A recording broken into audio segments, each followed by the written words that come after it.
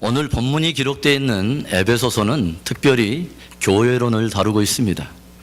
교회는 여러분이 다 익히 아실 거예요. 건물의 개념이 아닙니다. 교회는 예수를 믿고 구원을 얻게 된 성도들의 무리를 우리는 교회라고 말하는 것입니다. 그래서 교회는 예수 그리스도를 믿음으로 말미암아 구원을 얻게 된 성도들이, 또 그렇게 해서 하나님의 자녀된 성도들이 얼마나 영광스럽고 보배로운 존재인가를 우리에게 보여주면서, 이제는 그렇게 황홀한 구원을 얻게 된 성도들이 어떻게 성도되운 삶을 삶 속에 구현해 갈 것인가 하는 실천적인 삶을 제시해 주는 책이 바로 에베소서인 것이죠. 성도들의 신앙생활에서 여러분은 가장 중요한 것이 무엇이라고 생각하십니까? 나의 신앙생활에서 가장 중요한 것이 무엇일까요? 성령 충만한 것입니다. 우리 에베소서 5장 18절의 말씀, 우리 잘 알고 있는 말씀인데 우리 한번 함께 읽어보겠습니다. 술 취하지 말라. 이는 방탕한 것이니 오직 성령의 충만을 받으라. 우리는 초대교회와 또 주님을 따랐던 많은 제자들의 삶을 통해서 저들이 성령 충만함을 받기 이전과 받은 이후에 저들의 신앙이 얼마나 달랐는가 하는 확연한 차이를 우리는 성경을 통해서 보게 됩니다. 개인적인 신앙생활에서나 또는 교회 공동체의 신앙 성숙의 한 분기점이 무엇이냐? 바로 성령 충만함에 있는 것입니다. 저와 여러분, 그리고 우리 은혜 비전교회가 더욱더 성령의 충만함을 입어서 개인적인 신앙의 삶 속에서도 우리가 성숙하고 풍요로움을 누릴 뿐만 아니라 공동체적으로도 성장하고 부흥하게 되는 은혜가 있기를 다시 한번 주의 이름으로 축복합니다. 그런데 우리가 성경을 계속해서 에베소서를 읽다 보면 오직 성령의 충만함을 받으라, 술 취하지 말라, 오직 성령의 충만함을 받으라 하신 이 말씀 이후에 곧바로 따라 나온 말씀들이 어떤 말씀들이냐면 관계에 대한 말씀인 것을 우리는 보게 돼요. 아내들아, 남편들아, 자녀들아, 아비들아, 그리고 종들아, 상전들아. 무슨 말일까요? 이런 말씀이 어떤 것을 우리에게 시사해 주는 것입니까? 하나님을 향한 우리의 믿음, 성령 충만한 믿음은 반드시 수평의 관계 속에서 드러날 때 그 믿음이 진짜 믿음이라는 것을 우리에게 말해 주는 거예요. 그리고 이것은 또한 무엇을 우리에게 시사해 주는 것입니까? 우리의 신앙은 지극히 적극적이고 구체적이고 실천적이어야 함을 우리에게 또 말해 주는 거예요. 성령의 충만한 믿음은 반드시 수평의 관계 속에서 구체적으로, 적극적으로, 또 실천적으로 드러날 때 그 믿음이 살아있는 참 믿음인 것을 믿습니다. 제가 미국에 와서 알게 된 어떤 한 집사님 가정이 있어요. 그런데 그 가정과 함께 식사를 함께 나눌 기회가 있어서 그 자리에 함께 나갔는데, 그 집사님 네 분이 어떤 어머니 뻘 되시는 나이가 지극히 들어 보이시는 어떠한 여자분을 한 분 모시고 나왔어요. 그래서 제가 물었어요. 혹시 어머니세요? 그랬더니 그 집사님이 아니래요. 어머니가 아니래요. 그러면 관계가 어떻게 되세요? 제가 한번 물었습니다.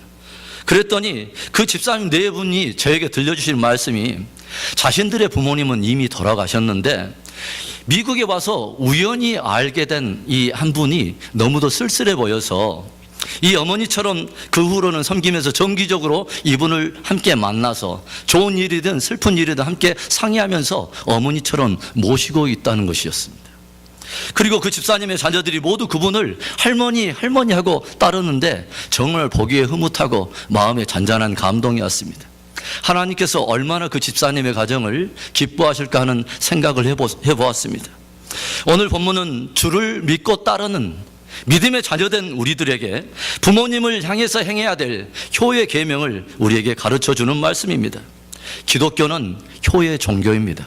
우리가 한문으로 효자를 보면 늙을 노 밑에 그리고 아들 자자가 새겨진 것이 바로 효자입니다. 그래서 나이 드신 노모를, 나이 드신 그 부모님을 아들이 업고 있는 모습이 바로 효라는 것이죠.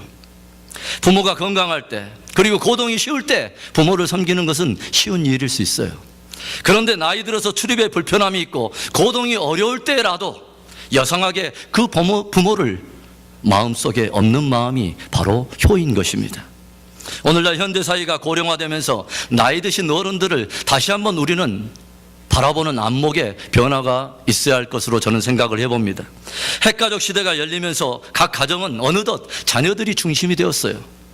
핵가족가 되면서 자녀들이 또 중심이 되면서 자녀들이 효를 배울 수 있는 그러한 좋은 효에 대한 롤 모델이 사라지고 말았습니다.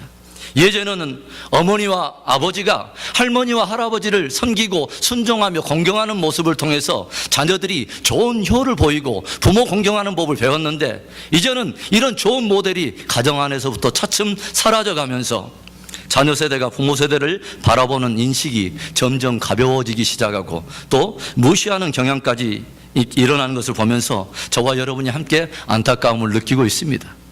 그렇다면 우리는 왜 부모님께 순종하고 부모님을 공경해야 하는 것입니까? 왜 성경은 믿는 우리가 더욱더 다른 사람보다, 더 세상 사람보다 부모님께 순종하고 공경해야 할 것을 우리에게 가르치는 것일까요? 첫째로는 주님의 명령이기 때문에 순종하고 주님의 명령이기 때문에 공경하라는 것입니다. 우리 함께 따라서 합시다. 부모님께 순종하고 부모님을 공경하는 것은 주님의 명령입니다. 우리가 하나님을 사랑한다고 하는 것을 어떻게 가늠해 볼 수 있습니까? 우리가 어떨 때 하나님을 사랑한다고 많은 사람들이 우리의 믿음을 참으로 인정해 줄 수 있을까요? 요한일서 5장 3절에는 이런 말씀이 기록되어 있어요. 하나님을 사랑하는 것은 이것이니 우리가 그의 계명들을 지키는 이것이라. 우리가 주님의 계명을 지킬 때 우리가 정말로 하나님을 사랑하는가 아니하는가를 스스로 가늠해 볼 수 있다는 것입니다. 아무리 시대가 지나고 상황이 변할지라도 결코 변할 수 없는 것이 바로 주님의 말씀인 거예요. 왜 우리가 부모님께 순종하며 공경해야 합니까? 바로 주님이 우리에게 명령하신 말씀이기 때문에 그렇습니다. 우리 1절 말씀을 다시 한번 읽어봅니다. 시작. 자녀들아 너희 부모를 주 안에서 순종하라. 이것이 옳으니라. 이것이 옳으니라. 그렇다면 주 안에서 부모님을 순종하라는 말이 담고 있는 의미가 무엇일까요? 거기는 여러 가지 의미가 있는데, 가장 먼저는 우리가 주 안에 있기 때문에 부모님을 순종하라는 것입니다. 다시 말하면 주를 나의 주로 고백하는, 적어도 주를 믿는 믿음을 가졌기 때문에 믿는 너희가 하나님의 말씀을 따라서 부모님을 순종하는 것은 마땅한 바요 또 옳다는 것입니다. 주를 믿노라 말하는 사람이 그 부모에게 불순종하면서 부모를 공경하지 않는 것은 도저히 생각해 볼 수 없다고 우리를 도전하는 거예요. 디모데전서 5장 8절에 이런 말씀이 기록되어 있습니다. 우리 함께 읽어볼까요? 누구든지 자기 친족, 특히 자기 가족을 돌아보지 아니하면 믿음을 배반한 자요 불신자보다 더 악한 자니라. 부모님께 불순종하면서 부모님을 공경함이 없이 참된 믿음을 이야기할 수 없다는 거예요. 교회 유치부에 다니던 한 아이가 집에 돌아와서 무엇인가를 막 입을 종알거리면서 외우고 있어요. 그래서 아빠가 도대체 무엇을 외우고 있나 귀를 기울여 봤더니 10계명을 외우고 있는 거예요. 그런데 제5계명에 와서 이 아이가 이렇게 이 말씀을 외우고 있는 것입니다. 내 부모를 공격하라. 내 부모를 공격하라. 그래서 옆에 듣고 있다가 아빠가 이 녀석아, 공격이 아니라 공경하라야. 그래? 아빠, 그러면 공격하라와 공경하라는 어떤 차이가 있는 거야? 아빠가 설명해 줍니다. 공경하라는 것은 아빠 말씀을 잘 듣고 아빠를 사랑하는 것이 공경하는 거야. 그리고 공격하라는 것은 엄마 아빠에게 덤비고 대들면서 말씀을 안 듣는 것이 공격하는 거야. 아, 그렇구나. 그런데 왜 아빠는 왜 할아버지를 맨날 공경하지 않고 맨날 공격하는 거야? 하더랍니다. 왜 우리가 부모님께 순종하며 부모님을 공경해야 합니까? 무엇보다도 저와 여러분은 적어도 주님을 따르는 주님의 사람들이기 때문에 그래요. 저와 여러분이 주 안에 있기 때문에 주 안에 있는 저와 여러분들은 더욱더 부모님께 순종하며 공경하라고 말씀하시는 것입니다. 너희 부모를 주 안에서 순종하라는 말이 또 그 안에 어떤 뜻을 담고 있을까요? 그 말은 주님을 섬기듯이 부모에게 또 섬기고 순종하라는 말입니다. 우리가 보이지 않는 하나님을 섬기면서 그 하나님을 향한 권위를 어떻게 삶 속에 인정할 수가 있습니까? 하나님께서는 보이는 부모님을 우리가 섬기고 순종하는 것을 보면서 보이지 않는 하나님을 향한 그 순종을 가늠해 보신다고 말씀하시는 거예요. 보이는 아버지, 보이는 어머님을 공경함이 없이 보이지 않는 하나님을 공경한다고 하는 것은 어불성설이라는 것입니다. 여기에 나오는 공경이라는 단어가 놀랍게도 주 너의 하나님을 경외하라 할 때 경외라는 단어와 똑같은 단어를 쓰고 있다는 것은 굉장히 우리에게 의미심장한 그러한 마음을 우리에게 알려줍니다. 부모는 단순히 나를 이 땅에 태어나게 한 존재만이 아니라 하나님을 대신할 만큼의, 하나님께서 그만큼의 권위를 부여해 주신 그러한 존재임을 우리에게 말해주는 거예요. 그러므로 자녀들은 부모 섬기는 일을 마치 하나님을 섬기듯이 그렇게 하라고 우리에게 말해주는 거예요. 우리가 주기도문을 고백할 때 어떻게 고백합니까? 하늘에 계신 우리 아버지요. 하늘에 계신 우리 아버지라고 고백해요. 그런가 하면 사도신경을 고백할 때 전능하사 천지를 만드신 하나님 아버지를 내가 믿사오며 라고 고백합니다. 하나님을 아버지라고 고백한다는 것이죠. 하나님의 신적인 권위에 아버지라는 호칭을 더불어서 사용하고 있는 것입니다. 그 말은 보이지 아니하는 그 하나님께 대한 그 권위에 대한 순종함이 보이는 아버지를 통해서 그 아버지를 순종하는 그 믿음을 통해서 그대로 반영되는 것을 우리에게 알려주는 것입니다. 주 안에서 순종하라는 말은 주님께 하듯이 그렇게 너희 부모를 순종하라는 의미를 담고 있어요. 또 주 안에서 부모에게 순종하고 공경하라는 말은 무슨 뜻이냐면 주님이 가르치시는 말씀대로 부모를 순종하라는 말입니다. 성경에는 자녀들이 부모님을 공경하고 순종해야 될 여러 가지 삶의 구체적인 지침들을 우리에게 소개해 주는 말씀들이 있어요. 예를 들면 내 부모의 말을 청종하라는 말씀이죠. 그 말은 부모의 말을 잘 들어드리고 그 말씀을 따라서 순종하라는 의미죠. 그런가 하면 내 부모를 즐겁게 하며 너 낳은 어미를 기쁘게 하라, 이런 말씀을 들려줍니다. 어떻게 하면 우리가 하나님을 기쁘게 할 수 있을까 생각하고 그 하나님을 섬기듯이 어떻게 하면 내가 우리 부모님을, 어머니를 내가 기쁘게 할 수 있을까 생각하면서 부모님의 마음을 헤아리고 부모님께 순종하라는 말이에요. 부모님께 건네는 말 한마디, 부모님 앞에서 드러내는 표정 하나하나에 사랑을 담고 기쁨을 담아서 부모님을 대하라는 것입니다. 나이 드시면 부모님의 모든 관심이 무엇에 기울어질 것 같아요? 건강입니다. 늘 건강의 문안을 여쭙고 격려해드리고 우리가 위로해 줄 줄 알아야 돼요. 주 안에서 부모를 공경하라는 말씀 안에는 특별히 부모님도 주 안에 있도록, 그분도 주님을 잘 섬기도록 그분들의 신앙을 잘 인도해 주라는 그런 의미를 또 담고 있습니다. 우리들이 부모님을 존경하고 정말로 사랑하고 그 부모님의 영혼을 귀하게 여긴다고 하는 우리의 깊은 사랑과 효의 마음을 가장 극적으로 설명해 주는 또 그러한 표현이 무엇일까요? 저들도, 그 부모님들도 예수를 믿어서 구원 얻을 뿐만 아니라 영원한 생명을 얻도록, 영원한 안식을 누리도록 그분에게 복음을 전해주는 것입니다. 가끔씩 신앙생활하다가 쉬는 분들 가운데 이런 말씀을 저에게 하시는 분이 있어요. 부모님께서 저희들이 교회 나가고 신앙생활 하는 것을 너무 반대하시니까 우리가 부모님이 돌아가시고 나면 그때부터 우리가 신앙생활을 정말로 열심히 하겠습니다, 이런 말씀을 하신 분이 있어요. 얼마나 위험한 생각이에요. 그것이 정말 참 효도일까요? 부모님의 영혼을 버려두고 나중에 신앙생활 하겠다는 그 마음 말입니다. 주 안에서 부모에게 순종하라는 말씀은 저들에게도 복음을 전해주어서 저들도 주 안에서 주님을 신실하게 예배하고 주님의 안식과 기쁨을 누리는 존재로 살아갈 수 있도록 그분들의 신앙을 인도해달라고 하는 주님의 깊은 메시지가 그 안에 담아있는 거예요. 사랑하는 성도 여러분, 저와 여러분에게는 주를 믿는 믿음이 있습니다. 그렇다면 주의 말씀을 따라서 주님을 섬기듯이 그 부모님을 순종하고 공경할 뿐만 아니라 부모님께 복음을 전해서 하나님을 섬기는 정말 행복한 가정을 이루게 되는 저와 여러분이 되기를 주님의 이름으로 축원합니다.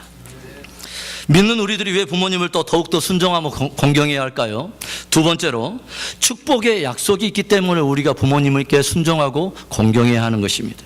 다시 한번 따라서 합니다. 부모님께 순종하고 공경하면 하나님이 축복하십니다. 우리 본문 2절과 3절을 우리 함께 읽습니다. 내 아버지와 어머니를 공경하라. 이것이 약속 있는 첫 계명이니 이는 내가 잘되고 땅에서 장수하리라. 하나님께서 이스라엘 백성들에게 시내산에 이르렀을 때 그들에게 돌판을 주시면서 십계명을 주셨습니다. 그런데 이 10가지 계명 중에 앞에 4가지 계명은 우리가 하나님을 섬기는 백성으로 하나님께 대하여 무엇을 지키고 살아가야 할 것인가 하는 하나님을 향한 계명, 그래서 이 계명을 대신 계명이라고 말하죠. 곧 하나님과 나 사이에 있어야 될 수직의 계명을 말해주는 거예요. 그런데 이제 5번째부터 10번째까지의 이 6가지의 계명은 사람과 사람 사이에서 우리가 무엇을 지키고 살아가야 할 것인가 하는 인간들을 향한 우리의 지켜야 될 규례를 그 안에 담아둔 그 계명이기 때문에 이것을 대인 계명이라고 말하면서 이건 곧 수평의 계명을 말하는 것이죠. 그런데 여러분이 나중에 출애굽기 20장을 보면서 10계명을 보면은 그 10계명이 기록되어 있는 그 말씀 약속 가운데 오직 5번째 계명 하나만이 뒤에 축복의 약속이 따르고 있다는 것을 여러분이 알게 될 것입니다. 왜일까요? 그 이유는 이 계명은 모든 인간관계의 시금석이요 인간관계의 기초가 되기 때문에 그렇습니다. 우리가 부모님을 정말 순종하고 사랑하면 어찌 그 아들이, 그 자녀가 이웃을 간음하면서 부모에게 아픔을 가져다 줄 수가 있겠습니까? 우리가 부모님을 순종하는 그 자녀가 살인하거나 도적질함으로 부모님의 가슴에 못을 박을 수 있겠어요? 부모님을 사랑하고 순종하는 자식이 거짓을 말하고 이웃의 것을 탐할 리가 없는 거예요. 부모에 대한 권위를 인정하면서부터 우리는 비로소 다른 사람들과의 관계의 기초를 올바르게 놓을 수가 있게 되는 것입니다. 우리가 부모님을 순종할 때 어떤 약속이 있습니까? 형통함과 건강의 축복을 우리에게 약속해 주고 있어요. 출애굽기 실제로 20장 12절에 이렇게 기록되어 있습니다. 내 아버지와 어머니를 공경하라. 이것이 약속 있는 첫 계명이니 이는 내가 잘되고 땅에서 장수하리라. 기독교는 기복의 종교는 아닙니다. 그러나 분명히 복의 종교임에는 틀림없습니다. 왜냐하면 하나님 그분이 만복의 근원이시기 때문에 그렇습니다. 만복의 근원이신 하나님께서 10계명을 주시면서 유독 한 계명 안에 축복의 약속을 담고 있는 것이 있는데 그게 바로 5번째 계명인 것입니다. 효의 계명인 거예요. 내가 부모에게 순종하고 부모를 공경하면 내가 잘되고 또 형통하며 은혜를 누릴 수 있도록 주님께서 친히 축복해 주시겠다는 거예요. 창세기 26장 12절부터 14절의 말씀을 우리가 한 목소리로 읽어보겠습니다. 이삭이 그 땅에서 농사하여 그 해에 100배나 얻었고 여호와께서 복을 주심으로 그 사람이 창대하고 왕성하여 마침내 거부가 되어 양과 소가 떼를 이루고 노복이 심이 많으므로 블레셋 사람이 그를 시기하여. 오늘 본문의 말씀에 보면 진짜 복은 누가 주셔요? 여호와께서 복을 주심으로. 여호와께서 복을 주심으로. 복의 근원은 여호와 하나님이세요. 그래서 어떤 누군가가 그런 말을 들려준 적이 있어요. 적절한 적절한 부자는 사람이 노력해서 얻을 수 있지만 그러나 진짜 거부는 하나님이 개입하셔야 진짜 거부가 된다는 말이 있어요. 사실 이삭이 지금 농사에서 100배나 얻은 이 땅이 어디 땅이냐면 이삭이 지금 이방 땅에 와 있는 때예요. 어디냐면 블레셋이라고 하는 오히려 자기 고향이 아니라 지금 이방 지경에 와 있을 때 지금 이 축복을 얻었다는 거예요. 그런데 그 100배나 얻은 바로 그 때가 어떤 때인가를 우리가 보면은 더 놀라운 은혜가 돼요. 이 말씀이 시작되는 창세기 26장 1절의 말씀을 다시 한번 읽어보겠습니다. 시작. 아브라함 때 첫 흉년이 들었더니 그 땅에 또 흉년이 들매 이삭이 그랄로 가서 블레셋 왕 아비멜렉에게 이르렀더니. 지금 이삭이 블레셋 지경에 가서 농사를 했는데 1배, 2배 정도가 아니라 무려 100배나 수확을 얻게 된 이때가 어떤 때냐면 온 그 지경 안에 주변 인근 지역에 다 흉년이 들고 기근이 든 때였다는 거예요. 그럼에도 불구하고 하나님께서 복을 주시기로 작정하니까 바로 흉년 든 바로 그 해에 이방 지경에서 이삭이 농사한 것에 100배를 얻었다는 거예요. 다시 말하면 흉년이 든 해 이방의 땅에서도 하나님이 주시기로만 한다면 복을 얻게 된다는 것을 말해주는 거예요. 하나님께서 그를 복주사 창대하게 하고 왕성하게 하여 마침내 거부가 되었다는 거예요. 그렇다면 우리가 한번 궁금해서 질문하게 되잖아요. 어떻게 이삭은 그렇게 흉년든 해에도 이방 지경에서도 그렇게 풍성한 축복을 얻었는가? 이삭은 우리에게 어떤 사람이라고 알려져 있습니까? 순종의 사람이라고 우리에게 잘 알려져 있어요. 127세나 되는 아버지 아브라함이 하나님께로부터 100세 때 낳은 내 아들 독자 이삭을 데리고 모리아 산에 데리고 올라서 내게 번제로 드리라는 이 하나님의 말씀, 이 말씀을 들은 아브라함이 순종하여 아들을 드리려 할 때 다 큰 청년이 된 이삭이 하나의 불순종이나 또 아버지의 마음을 어렵게 하지 않고 기꺼이 모리아 산에 함께 올라서 제단 위에 자기 생명을 담보로 하고 제물로 하나님 앞에 드린 순종의 극치가 누구를 말하냐면 바로 이삭을 말해주는 거예요. 천하 인간 가운데 아버지의 말씀을 순종해서 자기 생명을 들여 제단에 올라서 제물로 드려서 제단 위에 올라간 사람은 이삭 한 사람밖에 없습니다. 순종의 사람인 것이죠. 하나님께서는 이 이삭에게 온 땅에 기근이 들고 흉년이 들었지만, 그리고 이방 지역 블레셋 지경이지만 그를 복주사 창대하고 왕성하여 마침내 거부가 되게 하신 그 축복이 있었던 것을 믿을 수 있기를 축원합니다. 룻이라고 하는 모함 여인이 있어요. 그런데 시아버지와 그리고 남편 그리고 시아주버님이 다 죽게 되고 홀로 된 시어머니 나오미를 모시고 살아갑니다. 그런데 이 시어머니 나오미가 다시 유대 베들레헴, 자기가 떠나왔던 본토 백성들에게 돌아갈 것을 결정했을 때 그 동서인 오르바는 그 땅에 남게 되지만 룻은 뭐예요? 그 어머니와 함께 내가 어머니 가는 곳에 나도 함께 가며 어머니의 하나님은 나의 하나님이 되고 어머니의 백성들은 나의 백성이 되고 내가 이 생명이 끊어진 날까지 어머니를 떠나는 날에는 하나님이 내게 벌을 주시기를 원하나이다. 홀로 된 어머니를 홀로 보낼 수가 없어서 생명을 함께 결탁하고 어머니와 함께 뭐요? 낯선 땅에 한 번도 밟아보지 않은 그 땅에 어머니를 모시고 나아갑니다. 그런데 성경이 우리에게 무엇을 말해줍니까? 하나님께서는 시어머니인 나오미에게 효를 다해서 그 땅에 도착했을 때 뭐요? 이삭을 주워가면서 마음을 다해 시어머니 그 홀로 된 나오미를 잘 봉양했던 룻에게 어떤 축복을 줍니까? 바로 보아스라고 하는 이 믿음의 사람에게 함께 결혼을 하게 해서 다윗의 중조모가 될 뿐만 아니라 하나님의 약속의 땅에 기업을 얻는, 축복의 유업을 얻는 놀라운 축복을 해주셨던 것을 우리는 보게 돼요. 더군다나 예수 그리스도의 오실 바로 메시아, 구약의 수많은 선지자를 통해서 예언되어 있는 바로 오실 하나님의 아들 메시아이신 그분의 혈통적인 조상의 반열에 그를 세우신 것입니다. 이방 여인, 모함 여인임에도 불구하고 말입니다. 하나님은 효를 행하는 사람들에게 반드시 하나님의 변기할 수 없는 하나님의 축복을 있는 그대로 주시는 것을 믿을 수 있기를 축원합니다. 노아가 홍수 이후에 포도주를 마셨어요. 벌거벗고 대낮에 벌거벗고 잠이 들었습니다. 아마 제가 보니까 홍수 심판 때문에 너무 막 긴장하다 보니까 이제는 정신을 놓아버렸어요. 그런데 이 사건을 두고 자녀들의 반응이 서로 달랐습니다.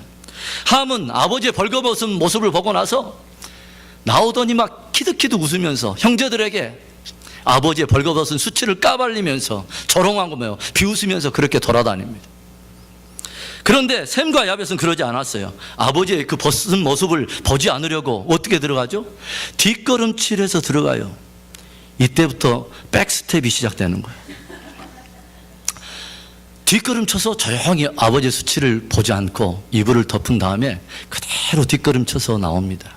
그런데 성경은 이 사건을 중심으로 두 개의 서로 다른 운명을 우리에게 보여주는 것이죠.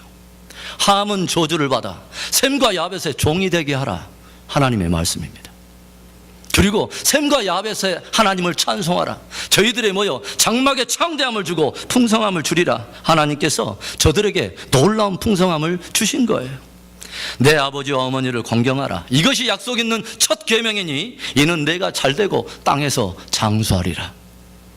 오늘날 많은 사람들의 관심이 웰빙이에요. 건강이에요. 몸짱을 만들고 장수를 누리기 위해서 건강식품을 우리는 가까이 하면서 운동에 관심을 기울입니다. 그런데 성경은 우리에게 보다 더 본질적인 건강과 장수와 형통함의 하나의 비결을 우리에게 알려줘요. 뭐죠? 내 부모를 순종하라, 공경하라, 그리하면 내가 이 땅에서 잘되고 내가 장수하리라. 사랑하는 성도 여러분, 부모님을 순종하고 공경할 때 하나님께서 약속하신 축복이 우리에게 찾아옵니다. 부모에게 순종하고 공경함으로 하나님으로부터 약속된 이 형통함과 장수와 건강의 축복을 누리게 되는, 그래서 행복한 가정을 이루게 되는 저와 여러분 모두가 되시길 축원합니다. 믿는 우리들이 왜 부모님께 더 순종하고 순종해야 하고 또 공경해야 합니까? 마지막으로 귀한 사랑을 우리가 받았기 때문이에요. 따라서 해봅니다. 귀한 사랑을 받았기 때문에 부모님께 순종하고 공경해야 합니다. 우리가 몰라서 부모님을 순종하지는 않습니다. 주일학교 아이들도 이 정도는 다 아는 말씀이에요. 믿는 사람들은 무엇보다도 은혜라고 하는 단어를 아는 사람들입니다. 받을 수 없는 사람들에게 하나님께서 거저주시는 은총이 바로 은혜라는 단어예요. 그런데 하나님께서 우리에게 베푸시는 이 은혜를 가장 잘 알 수 있도록, 가장 잘 알게 되는 그 하나님의 은혜 통로가 되도록 하신 존재가 바로 부모님이라고 하는 것입니다. 하나님께서 나라는 존재를 생명으로 존재할 수 있도록 그분을 통해서 이 세상 가운데 우리를 보내셨습니다. 우리는 부모님의 은혜 때문에 이 땅에서 생명을 누리고 오늘도 존재하는 거예요.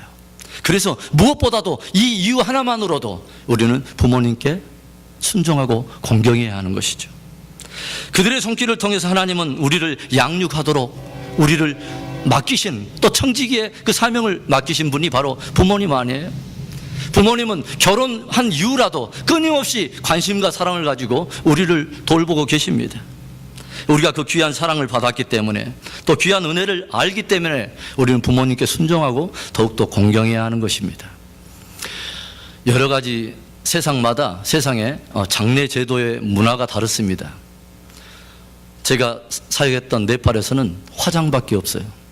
그래서 왕이고 어떤 신분을 가진 사람이든 죽게 되면 화장터에서 장작을 쌓아놓고 그 시체를 태워서 죽입니다. 태우는 것이죠. 이 장례 문화가 있는 거죠.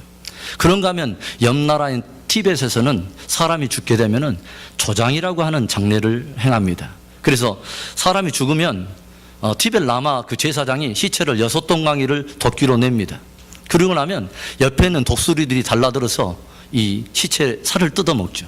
그러면 다시 이 제사장이 도끼에 또 자루로 남은 그 뼈들과 살을 진액에 넣으면 다시 독수리들이 와서 또 그 시체를 다 먹는 거죠. 그리고 이제 머리 하나만 남습니다. 그러면 그 머리만 사원 안에다 딱 이렇게 전시해 놓는, 그렇게 해서 이걸 조장이라고 그래요.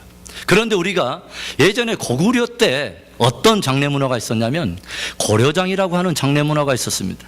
그게 뭐냐면 부모님이 나이 들면 나이 드신 노모님을 산에다 조용히 홀로 두고 내려오면 야수들이 와서 그들을 먹도록 하는 이런 좋지 않은 하나의 장례 문화가 고려장이었습니다. 그런데 이 고려장이라고 하는 것이 나라의 국법이기는 하지만 결코 좋은 것은 아니죠. 그런데 고구려 시대에 박정승이라고 하는 한 사람이 있었습니다. 그런데 이 사람이 국법이지만 좋지 않은 법일 뿐만 아니라 나이 드신 노모님을 도저히 버릴 수가 없어서 집에 몰래 숨기고 이 부모님을 봉양하면서 살고 있어요. 그러던 와중에 당나라에서 사신들이 도착했습니다. 그런데 이 사람들은 외교적으로 고구려라고 하는 작은 나라를 트집잡기 위해서 어떤 한 문제를 가지고 왔어요. 그 문제를 풀어내라는 것이죠. 그 문제가 무엇이냐? 말 2마리를 데리고 와서 이렇게 말하는 것이죠. 이 말 2마리는 생김새와 크기가 똑같소. 이 2말 중에 어떤 말이 어미 말이고 어떤 말이 새끼 말인지를 분별해 내시오. 이 숙제를 준 거예요. 그래서 이 문제를 가지고 굉장히 곤욕스러운 그 일정을 보내면서 이들이 함께 중신들이 모여서 함께 모임을 갖는데도 특별한 어떤 묘안이 떠오르지 않아요. 그래서 함께 고민하던 이 박정승이라는 사람이 노모에게 이 문제를 가지고 조용히 물었습니다. 어머니, 여차저차해서 이런 지금 문제를 가지고 왔는데 굉장히 곤욕스럽습니다. 이 말씀을 듣던 그 노모님이 빙그레 웃으면서 이렇게 대답해 주는 거예요. 얘야, 그게 무슨 문제니? 나처럼 나이 먹은 사람이라면 누구나 그 답을 알 수 있단다. 2마리 말을 하루 정도 굶겨보아라. 하루 종일 굶겼다가 조용히 여물을 그 앞에 놓아보렴. 그러면 먼저 먹는 놈은 새끼 말이다. 그리고 새끼를 배불리 먹이고 나중에 먹는 놈이 바로 어미 말이란다. 이렇게 들려주는 거예요. 박정승은 이 당나라 사신들 앞에 어머님이 일러준 대로 그렇게 시행해서 이 문제를 풀었습니다. 그 결국은 이 당나라 사신들이 고구려에도 매우 지혜로운 신하가 있다는 것을 보면서 감탄하면서 돌아갔다고 해요. 그리고 이 사신들이 돌아간 이후에 왕이 박정승을 불렀습니다. 어떻게 해서 이 문제를 풀 수 있었어?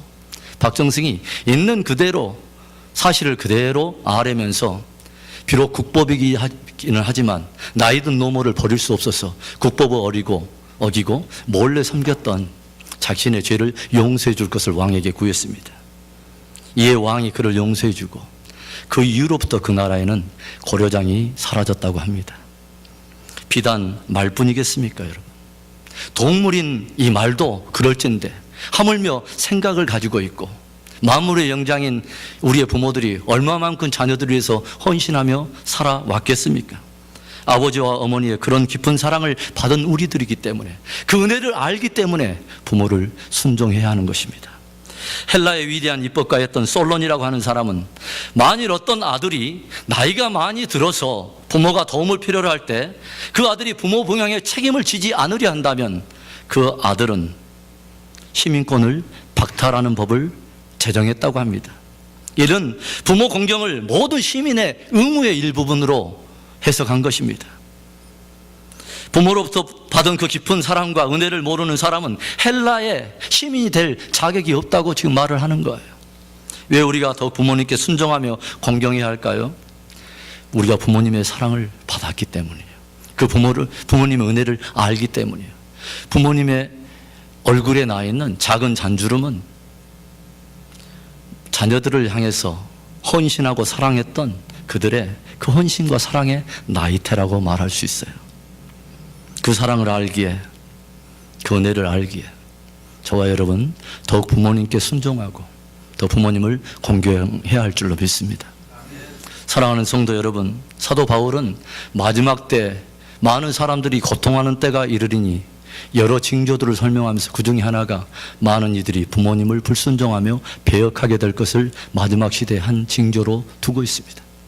하나님께서 오늘 다시 한번 주를 나의 주로 고백하고 예배하는 저와 여러분에게 부모님을 향한 우리의 마음과 효의 길을 다시 한번 조명해 주시는 귀한 은혜의 말씀인 줄로 믿습니다. 우리가 주 안에 있기 때문에 부모님을 순종해야 하는 것이죠. 그리고 부모님을 공경하고 순종하는 자에게 하나님께서 복의 근원이신 그 주님이 축복의 약속을 담고 있기 때문이죠. 우리 모두가 주님의 뜻대로 주님을 또 그 부모님을 순종하며 우리 각 가정 안에 거룩한 회복과 다시 한번 행복이 다시 한번 찾아들고 회복되는 은혜가 있기를 다시 한번 주의 이름으로 축원합니다. 기도하겠습니다.